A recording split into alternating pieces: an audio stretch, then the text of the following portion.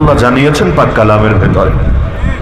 বাংলাদেশেও যেমন বহু মানুষ এমন আছে যারা ডাইরেক্ট শিরিক করে, মূর্তি পূজা করে, বিভিন্ন দেবদেবীর উপাসনা করে আল্লাহকে বাদ দিয়ে অথবা আল্লাহর পাশাপাশি।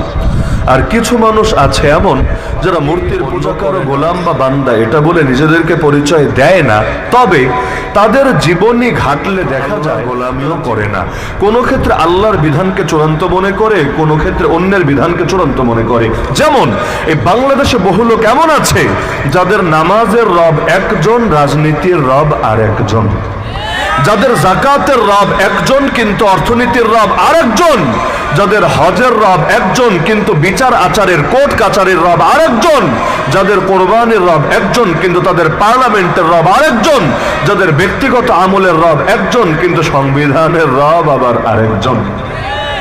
নামাজ পড়তে পারবে আল্লাহ নীতি মেনে, কোনো আপত্তি হবে না, কিন্তু বিচারকের সামনে গিয়ে যদি বলে হে মহামান্য বিচারক, হে জাজ, হে জাস্টিস, হে ম্যাজিস্ট্রেট, আমাকে আল্লাহর কালাম দিয়ে বিচার করে দেন না, তখন তাকে বলা হবে তোর এত বড় সাহস, তো আমাদের আইন মানিস না, আমাদের বিচার নিয়ে তোর দিলে সন্তুষ্টি কাজ করে না, তো আমাদের আইনকে বাতিল করে আল্লাহর আইনে বিচার চাস এবং তুই বলছিস তোরে কোরআন দিয়ে বিচার করতে হবে।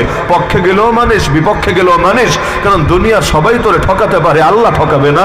দুনিয়ার সব আইনে ভুল থাকতে পারে, আল্লাহর আইনে ভুল থাকতে পারে না। এত বড় সাহস তোর, তুই আদালত অবমাননা করেছিস এবং হতে পারে তুই কোনো জঙ্গি বাহিনীর সদস্য হয়েছিস, যা বাকি জীবন কাশিমপুরে ডাইল ভাত খায়। অপরাধ কি? আল্লাহর কোরআনের বিচার চেয়েছে, এটাই অপরাধ। ওরা যা মনে চায় হারাম করবে, হালাল করবে, এটা নিয়ে কিছু বললেও আপনারে মারতে তেরে চলে আসবে। যেমন ধরেন বেশ্যাখানা খুলে রাখবে, আল্লাহ করেছেন হারাম, ওরা করে দিয়েছে হালাল। আপনি যদি বলেন বেশ্যাখানা বন্ধ করতে হবে, এর দুয়ারে তালা লাগাতে হবে, প্রয়োজনে গণভবনের মতো, গণভবনে যা করেছে পাবলিক, যে এরও এই বেশ্যাখানার ইট দেয়াল থেকে শুরু করে সব ধসিয়ে দিতে হবে, খুলে আনতে হবে, তখন বলবে আস্ত জঙ্গি একটা পাওয়া গিয়েছে। কেন? কারণ সরকারের হালালকে সে হারাম করতে এসেছে, অথচ আল্লাহ কিন্তু হারামই করে দিয়েছিলেন সরকার হালাল করার আগে। তাহলে জীবনের সব ক্ষেত্রে আল্লাহরে মানে কোথায়? এই যে 21শে ফেব্রুয়ারি ভাষা শহীদদের স্মরণে, এখন তো দিন, গতকাল রাতেই তো 12টার সময় না ঘুমিয়ে কষ্ট করে গিয়ে উপস্থিত হয়েছে এবং শহীদ মিনারে ফুল দিয়েছে, তাই না? শহীদ মিনারে ফুল দিয়েছে, তাও খালি পায়ে গিয়ে।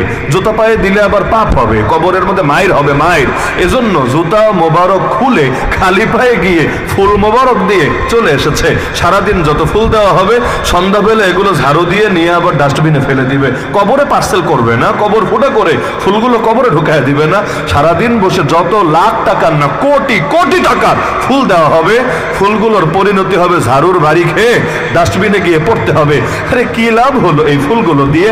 অনেকের চেতনায় এখন আঘাত লাগবে, কিন্তু একটাবার নিজের বিবেককে জিজ্ঞাসা করেন, যেই দেশে এখনো 4 কোটির বেশি মানুষ দারিদ্র সীমার নিচে বসবাস করে, যদি এমন হতো এই দেশে টাকা রাখার জায়গা নাই, সবাই খুব সুখে আছে, অনেক বেশি সম্পদ নিয়ে বসে আছে, তাহলে যা মনে চায় করো, টাকা রাখার যেহেতু জায়গা নাই, যেখানে মনে চায় ঢালো, তাও নয়তো একটা ব্যাপার স্যাপার ছিল।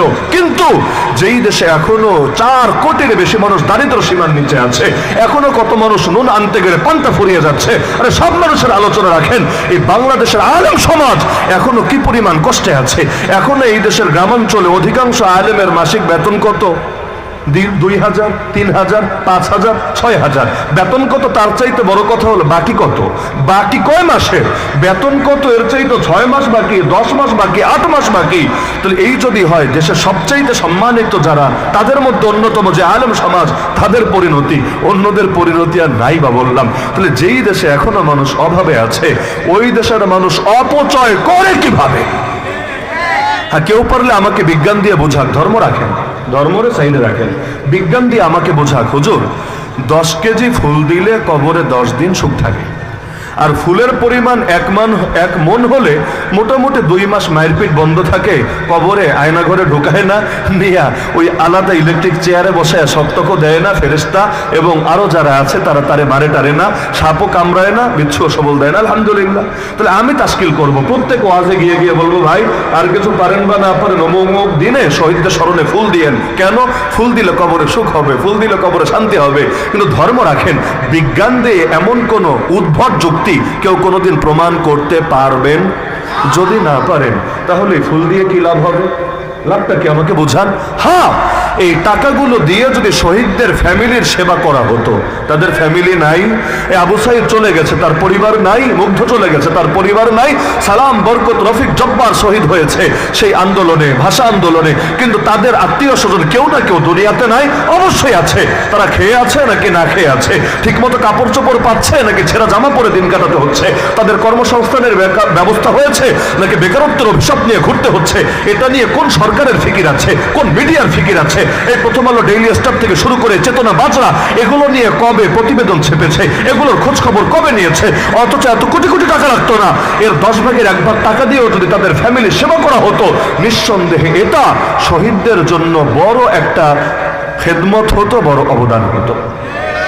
আম্মাজান খাদিজা রাদিয়াল্লাহু আনহা দুনিয়া থেকে চলে যাওয়ার পর আল্লাহ রাসূল সাল্লাল্লাহু আলাইহি সাল্লাম তার আত্মীয় শুধু না, তার বান্ধবী যারা ছিল, নারীদের থাকে না অনেকের সাথে ভালো সম্পর্ক, বান্ধবী, তাদেরকে পর্যন্ত নবী উপহার পাঠিয়ে দিতেন। বিভিন্ন সময় নবী যে তাদেরকে পর্যন্ত বিভিন্ন উপহার উপঢৌকন প্রেরণ করে দিতেন। তো নবীর আদর্শ থেকে তো এটাই শিখলাম যে যার অবদান আছে তোমার উপরে, তুমি তার ফ্যামিলিদেরকেও খেদমত করার চেষ্টা করো, এটা মূলত ওই ব্যক্তিরই খেদমত হবে। এটাই তো যুক্তির কথা। আপনি যদি কোনো আলেমকে ভালোবাসেন, সে আলেম মিথ্যা মামলায় কারাগারে পড়ে আছে, মহব্বতের দাবি এটাই হবে, একদিকে তার মামলা লড়ানোর চেষ্টা করবেন, আরেকদিকে তার ফ্যামিলির খোঁজ খবর রাখবেন। এটাই যুক্তির দাবি, এটাই বিবেকের দাবি। আল্লাহ রাসূল চলে গেছেন, কিন্তু তার আহলে বাইতকে মহব্বত করি নাকি করি না? এমনকি আমরা নামাজে দুরূদ শরীফেও শুধু নবীর জন্য না, তার ফ্যামিলির জন্য দোয়া করি নাকি করি না? আল্লাহুম্মা সাল্লি আলা মুহাম্মাদ ওয়া আলা আলি মুহাম্মাদ। মুহাম্মদ তো আমার নবীর নাম, কিন্তু আলে মুহাম্মাদ আবার কি জিনিস? আলে মুহাম্মাদি আহলে বাইতুন নবী, আল্লাহর রাসূলের আহলে বাইত যারা, নবীর ফ্যামিলির সদস্য যারা, তা আহলে বাইতুন নবীর জন্য দোয়া করি কেন?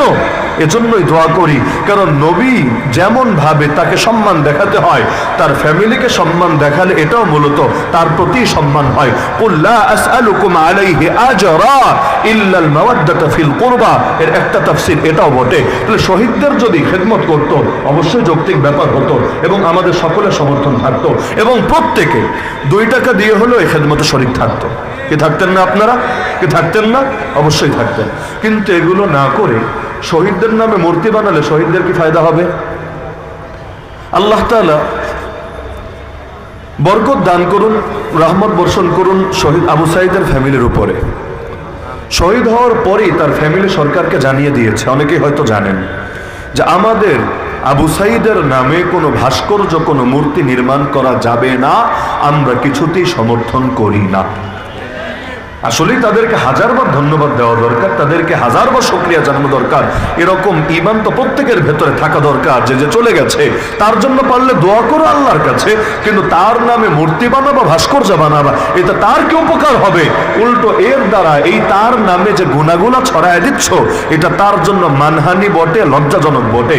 এই ফুলগুলো না ছড়িয়ে যদি এই টাকাগুলো দিয়ে দরিদ্র মানুষের খেদমত করা হতো, এতিমদের সেবা করা হতো, যদি গরিব মানুষদের একবেলা খাবারের আয়োজন করা হতো, অবশ্যই ভালো হতো না মন্দ হতো? আপনি আপনার যুক্তিকে জিজ্ঞাসা করেন, আমি আগেই বলেছি ধর্ম রাখেন এক পাশে, আপনি বিবেক দিয়ে, আপনার বিজ্ঞান দিয়ে, আপনার যুক্তি দিয়ে, আপনার ফিলোসফি দিয়ে চিন্তা করেন না। একদিন এই ফুলগুলো না দিয়ে ফুলের টাকা দিয়ে গরিব দুঃখীর খেদমত করলে অথবা তাদের আত্মীয় স্বজনের সেবা করলে লাভ হতো না লস হতো? লাভ হতো না লস হতো? এমনকি এই যে কোরআনের মাহফিলের আয়োজন করা হয়েছে তাদের স্মরণে, অবশ্যই লাভ হবে। কেন? এই মাহফিলে তাদের জন্য দোয়া হবে, এই মাহফিলে তাদের স্মরণে আলোচনা হবে, নিঃসন্দেহে এটা তাদেরকে বড় উপকার করবে। তো যেখানে লাভ এটা করার খবর নাই, যেখানে লস ওইটা করতে কোনো দ্বিধা নাই, তার মানে সব কিছুর মূল হলো ধান্দাবাজি ছাড়া কিছু না। অথবা চেতনা হয়ে গেছে তো এগুলো বলাও পাপ, বলাও পাপ। এই যে এই কথাগুলো যখন শুনবে দেখবেন বেচারাদের টেম্পারেচার হট হয়ে গেছে। অথচ অযৌক্তিক কাজ করার কি দরকার আছে? সংস্কার আর কুসংস্কার, এত সংস্কার সংস্কার সংস্কার বলে কুসংস্কারকে আঁকড়ে ধরার কি প্রয়োজন আছে? কেউ মারা গেলে দেখবেন সংসদে 1 মিনিট দাঁড়ায় থাকে তার স্মরণে, থাকে না? আচ্ছা 1 মিনিট না 10 মিনিট দাঁড়ায় থাকলে কবরে কয়দিন সুখ হয় আমারে বলেন? যদি বলতে পারেন যুক্তি দিয়ে, তর্ক দিয়ে, আমি দাঁড়ায় থাকবো প্রয়োজনে আমার সব শ্রোতাদেরকে নিয়ে, যত শ্রোতা আছে না, বলবো শহীদদের স্মরণে, মৃতদের স্মরণে 1 মিনিট না ভাই 1 ঘন্টা খাড়ায় থাকেন, প্রয়োজনে মাথা নিচে দিয়ে পা উপরে দিয়ে খাড়ায় থাকেন, যেভাবে পারেন। কারণ আপনি খাড়ায় থাকার দ্বারা, আপনি নীরব থাকার দ্বারা যদি তার কবরে ফায়দা হয়, কেন থাকবেন না? আপনি শহীদদের জন্য এতটুকু করবেন না? এটা তো আসলে হওয়া উচিত না। কিন্তু যদি এতে ফায়দা না থাকে, কেন করা হবে? অনর্থক কাজ করা কোনো সচেতন মানুষের শান হতেই পারে না। তো বলছিলাম যে আল্লাহ রসুল সাল্লাল্লাহু আলাইহি ওয়াসাল্লাম শুধু ইসলাম প্রচার করতে এসেছেন নাকি প্রতিষ্ঠাও করতে এসেছেন? তিনি শুধু হক মাহবুদের উপরে লোকে ঈমান আনবে এতটুকুই দাওয়াত দেন নাই, হক মাহবুদকে ধরবে, বাতিল মাহবুদকে ছাড়বে।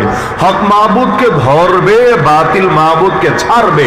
আগে ছাড়বে, পরে ধরবে। লা ইলাহা, সব বাতিলরে ছেড়ে দিলাম, ইল্লাল্লাহ, একমাত্র আল্লাহর সঙ্গে সম্পর্ক জুড়ে দিলাম। এই কালেমার অর্থ এটাই, আমার নামাজের রব যিনি, আমার রাজনীতির রব তিনি, আমার যাকাতের রব যিনি, আমার অর্থনীতির রব তিনি, আমার হজের রব যিনি, আমার পার্লামেন্টের রব তিনি, আমার যাকাতের রব যিনি, আমার কোর্ট কাচারের রব তিনি, আমার কোরবানের রব যিনি, আমার সংবিধানের রব তিনি।